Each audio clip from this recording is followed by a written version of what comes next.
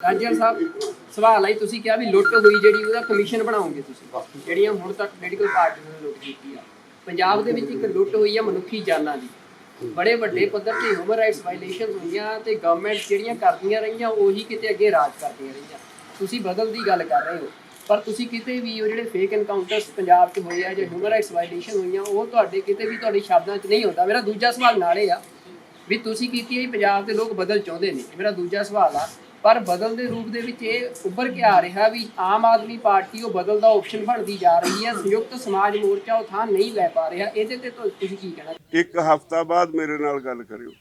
ਹਾਲੇ ਹੁਣ ਅਸੀਂ ਕੰਪੇਨ ਸ਼ੁਰੂ ਕੀਤੀ ਹੈ, ਉਹ ਕਦੋਂ ਦੇ ਲੱਗੇ ਹੋਏ ਆ।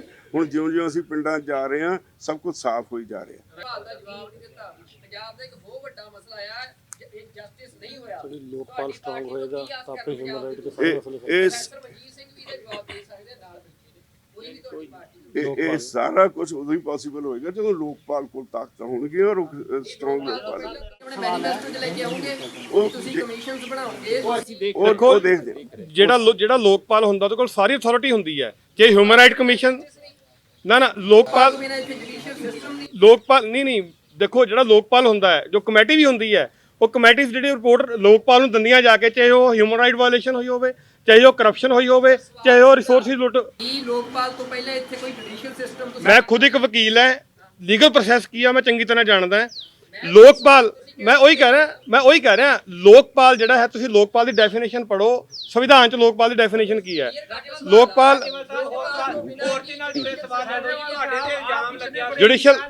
ਜੁਡੀਸ਼ੀਅਲ ਸਿਸਟਮ ਸਰਕਾਰ ਦੇ ਅੰਡਰ ਨਹੀਂ ਹੁੰਦਾ।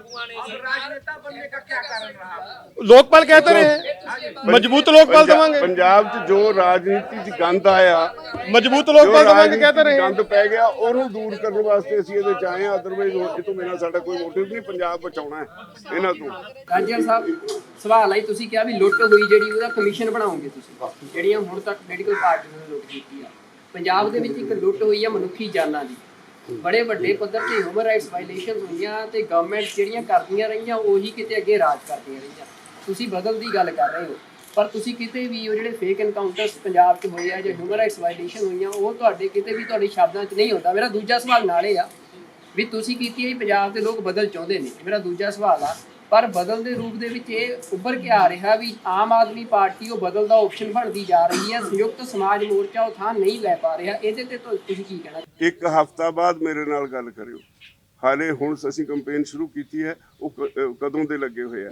ਹੁਣ ਜਿਉਂ-ਜਿਉਂ ਅਸੀਂ ਪਿੰਡਾਂ ਜਾ ਰਹੇ ਹਾਂ ਸਭ ਕੁਝ ਸਾਫ਼ ਹੋਈ ਜਾ ਰਿਹਾ। ਸਵਾਲ ਦਾ ਜਵਾਬ ਨਹੀਂ ਦਿੱਤਾ। ਪੰਜਾਬ ਦਾ ਇੱਕ ਬਹੁਤ ਵੱਡਾ ਮਸਲਾ ਆ ਇਹ ਜਸਟਿਸ ਨਹੀਂ ਹੋਇਆ। ਲੋਕਪਾਲ ਸਟਰੋਂਗ ਹੋਏਗਾ ਤਾਂ ਆਪੇ ਹਿਊਮਨ ਰਾਈਟ ਦੇ ਸਾਰੇ ਮਸਲੇ ਸਰਬਜੀਤ ਸਿੰਘ ਵੀ ਦੇ ਜਵਾਬ ਦੇ ਸਕਦੇ ਨਾਲ ਕੋਈ ਵੀ ਤੁਹਾਡੀ ਪਾਰਟੀ ਇਹ ਸਾਰਾ ਕੁਝ ਉਦੋਂ ਹੀ ਪੋਸੀਬਲ ਹੋਏਗਾ ਜਦੋਂ ਲੋਕਪਾਲ ਕੋਲ ਤਾਕਤਾਂ ਹੋਣਗੀਆਂ ਔਰ ਸਟਰੋਂਗ ਲੋਕਪਾਲ ਆਪਣੇ ਮੈਨੀਫੈਸਟੋ ਚ ਲੈ ਕੇ ਆਉਂਗੇ ਤੁਸੀਂ ਕਮਿਸ਼ਨਸ ਬਣਾਓਗੇ ਉਹ ਦੇਖਦੇ ਜਿਹੜਾ ਲੋਕਪਾਲ ਹੁੰਦਾ ਉਹਦੇ ਕੋਲ ਸਾਰੀ ਅਥਾਰਟੀ ਹੁੰਦੀ ਹੈ ਕਿ ਹਿਊਮਨ ਰਾਈਟ ਕਮਿਸ਼ਨ ਨਾ ਲੋਕਪਾਲ ਬਿਨਾਂ ਇੱਥੇ ਜੁਡੀਸ਼ੀਅਲ ਸਿਸਟਮ ਦੀ ਲੋਕਪਾਲ ਨਹੀਂ ਦੇਖੋ ਜਿਹੜਾ ਲੋਕਪਾਲ ਹੁੰਦਾ ਹੈ ਜੋ ਕਮੇਟੀ ਵੀ ਹੁੰਦੀ ਹੈ ਉਹ ਕਮੇਟੀ ਜਿਹੜੀ ਰਿਪੋਰਟ ਲੋਕਪਾਲ ਨੂੰ ਦਿੰਦੀਆਂ ਜਾ ਕੇ ਚਾਹੇ ਉਹ ਹਿਊਮਨ ਰਾਈਟ ਵਾਇਲੇਸ਼ਨ ਹੋਈ ਹੋਵੇ ਚਾਹੇ ਉਹ ਕਰਪਸ਼ਨ ਹੋਈ ਹੋਵੇ ਚਾਹੇ ਉਹ ਰਿਸੋਰਸਿਸ ਲੁੱਟ। ਕੀ ਲੋਕਪਾਲ ਤੋਂ ਪਹਿਲਾਂ ਇੱਥੇ ਕੋਈ ਜੁਡੀਸ਼ੀਅਲ ਸਿਸਟਮ ਮੈਂ ਖੁਦ ਇੱਕ ਵਕੀਲ ਹੈ ਲੀਗਲ ਪ੍ਰੋਸੈਸ ਕੀ ਆ ਮੈਂ ਚੰਗੀ ਤਰ੍ਹਾਂ ਜਾਣਦਾ ਹਾਂ। ਲੋਕਪਾਲ ਮੈਂ ਉਹੀ ਕਹਿ ਰਿਹਾ ਲੋਕਪਾਲ ਜਿਹੜਾ ਹੈ ਤੁਸੀਂ ਲੋਕਪਾਲ ਦੀ ਡੈਫੀਨੇਸ਼ਨ ਪੜ੍ਹੋ ਸੰਵਿਧਾਨ 'ਚ ਲੋਕਪਾਲ ਦੀ ਡੈਫੀਨੇਸ਼ਨ ਕੀ ਹੈ। ਲੋਕਪਾਲ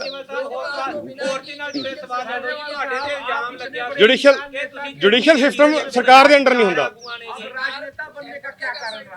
ਲੋਕਪਾਲ कहते रहे मजबूत लोकपाल देवांगे। ਪੰਜਾਬ 'ਚ ਜੋ ਰਾਜਨੀਤੀ 'ਚ ਗੰਦ ਆਇਆ मजबूत लोकपाल देवांगे कहते रहे ਗੰਦ ਪੈ ਗਿਆ ਉਹਨੂੰ ਦੂਰ ਕਰਨ ਵਾਸਤੇ ਅਸੀਂ ਇਹਦੇ 'ਚ ਆਏ ਹਾਂ। ਅਦਰਵਾਈਜ਼ ਇਹ ਤੋਂ ਬਿਨਾਂ ਸਾਡਾ ਕੋਈ ਮੋਟਿਵ ਨਹੀਂ। ਪੰਜਾਬ ਬਚਾਉਣਾ ਹੈ ਇਹਨਾਂ ਤੋਂ।